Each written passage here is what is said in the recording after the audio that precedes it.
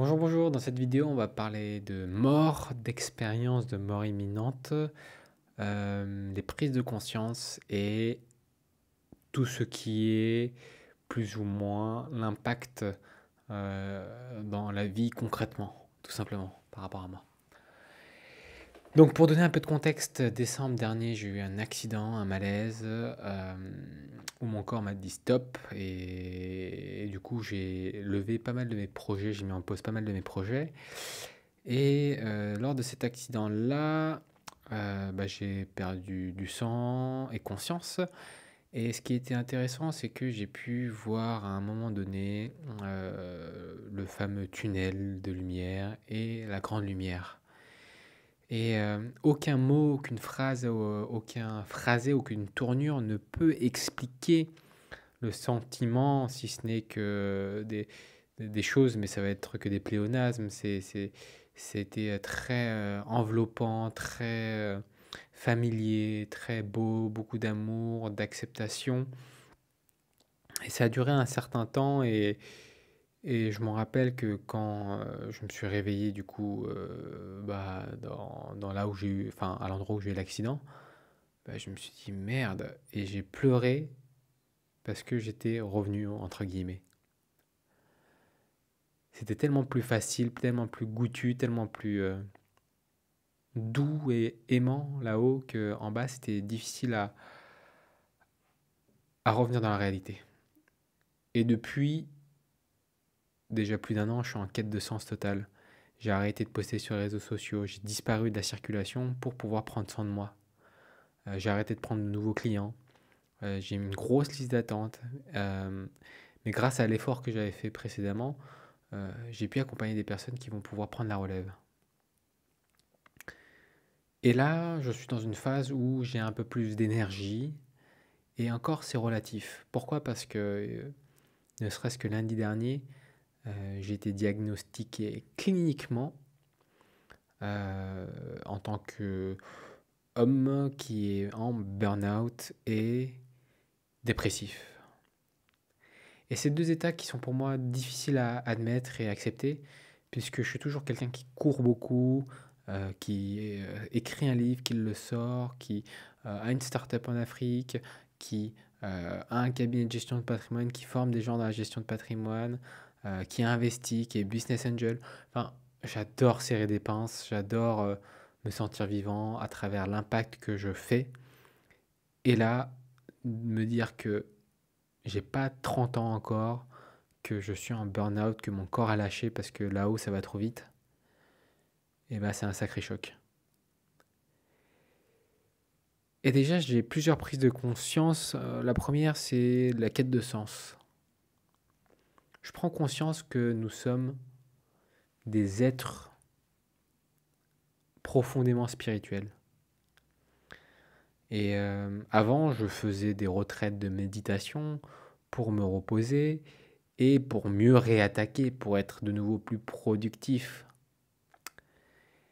Et puis maintenant, je pense que j'ai une autre facette de ce qui est la spiritualité. C'est plus du bien-être, c'est vraiment retrouver son essence, qui on est. Et c'est la grande quête du qui je suis que je suis en train de mener. Et je me rends compte que j'ai créé plein d'illusions autour de qui j'étais, qui je suis.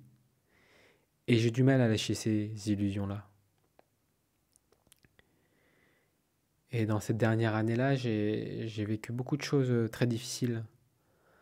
Des annonces compliquées, une séparation sur le plan amoureux, un décès sur le plan amical. Donc depuis cette expérience du tout, de l'union, de l'unité, de l'un, du seul, je redescends ici-bas sur Terre avec plein d'expériences de séparation, de mort, de tout ça. La nuit noire de l'âme, comme on dit. Et c'est ce paradoxe-là qui vit en ce moment en moi, les deux en même temps. Je suis à la fois en train de mourir mon ancien et je suis à la fois en train de créer mon nouveau. Ça ne veut pas dire que j'abandonne tout le passé. c'est plutôt j'honore tout ce qui est passé. J'honore le petit David qui a confondu amour et succès et qui, toute sa jeunesse, a tout fait pour être aimé. Et il y a eu un peu de travesti, hein. J'ai travesti mes valeurs, ma conscience, qui j'étais. Je me suis un peu manipulé pour pouvoir fitter, pour pouvoir connecter aux, aux attentes des autres, pour être aimé. Et ça, c'est pas quelque chose que j'aimerais continuer à faire. Dans la fameuse question qui je suis en train d'explorer encore plus qui je suis et qui je ne suis pas, ce que je veux et ce que je ne veux pas. Et je m'expérimente là-dedans et j'ai l'impression vraiment que c'est un jeu, que la vie est un jeu. J'ai l'impression de vivre dans une matrice, comme le fameux film des frères, mais enfin des sœurs Wachowski maintenant, de vivre dans une matrice et qu'on est en train de jouer une grande pièce de théâtre, à la fois sacrée, à la fois sérieuse et à la fois où on peut être léger avec, sans trop se prendre au sérieux, voilà. Il y a tout ça qui se mélange en même temps et c'est fascinant pour moi. J'expérimente pour la première fois de ma vie une joie profonde, de l'amour que je me porte à moi-même, de la douceur que je me porte à moi-même, et en même temps une tristesse profonde liée à la désillusion, liée à la croyance que je m'étais créée, liée à toutes ces histoires que je me raconte pour ne pas expérimenter l'amour mais le rejet. C'est comme si j'ai l'impression que là-haut tout est amour, donc on s'incarne ici pour expérimenter le rejet, tout simplement, pour expérimenter le rejet. C'est horrible, mais c'est ni bien ni mal en fait, c'est juste ça. Et, euh, et j'ai plein de théories maintenant qui se sont développées, que je n'avais pas en tête, notamment sur l'amour, notamment sur la matrice, notamment sur l'impact, notamment sur l'écologie, la politique, tout ça. J'ai plein de théories que j'avais pas du tout conscientisées avant l'accident et avant cette année de travail sur moi-même.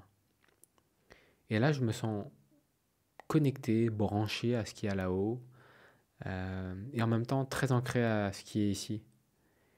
Et oui, parfois, je ressens des émotions intenses, de tristesse, de pulsion de mort,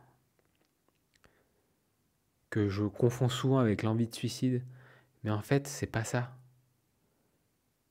C'est vraiment mon corps qui me dit, il y a une partie de moi qui est en train de mourir, et laissons-la mourir, quoi. Et c'est Écartelé qui disait, c'est une fois qu'on a rencontré la mort une fois, qu'on sait qu'elle n'existe pas, qu'on peut enfin vivre, ou quelque chose comme ça. Je ne fais pas honneur à la phrase qu'il y a dans le pouvoir du moment présent, mais il y a quelque chose de cet acabit-là. C'est une fois qu'on se rend compte qu'on n'a qu'une seule vie, qu'on peut commencer la deuxième. Il y a un roman comme ça qui est sorti, et, et en fait, c'est pas c'est pas commencer la deuxième vie, c'est juste une non-compréhension de la vie et de qui je suis, du sacré. Et dans le concret, il est clair qu'aujourd'hui, je fais beaucoup moins les choses pour le succès, pour l'argent, pour, euh, pour le matériel, pour l'ego. Je tombe encore dans le piège de faire des choses pour être aimé.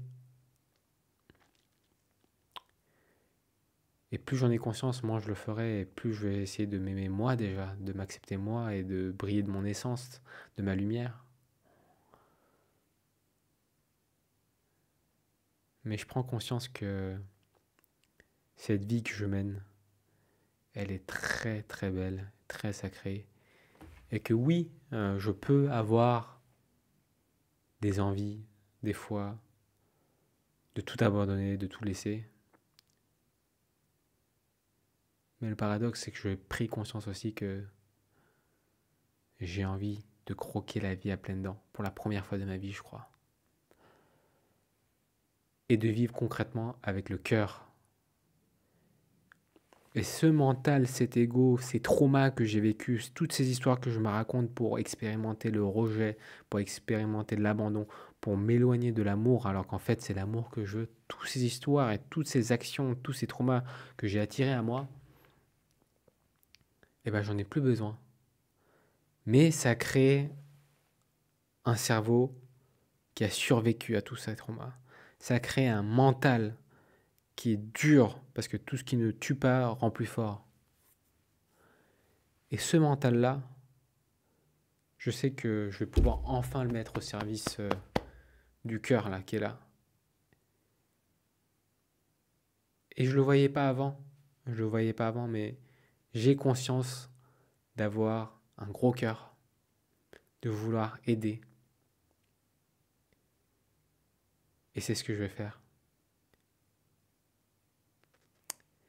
Et si vous avez écouté cette vidéo jusqu'au bout, n'hésitez pas à commenter amour dans les commentaires et me raconter votre expérience de l'amour ou votre expérience de mort imminente. Je suis intrigué par ça parce que j'ai pas beaucoup étudié ça, mais le peu que j'ai regardé, il y a un avant et un après, quoi. Voilà. C'était David Lean pour le Cercle d'Ali et j'espère vous raconter encore plus d'histoires innovantes et de théories à partager sur tout. Voilà, on fait comme ça. À bientôt.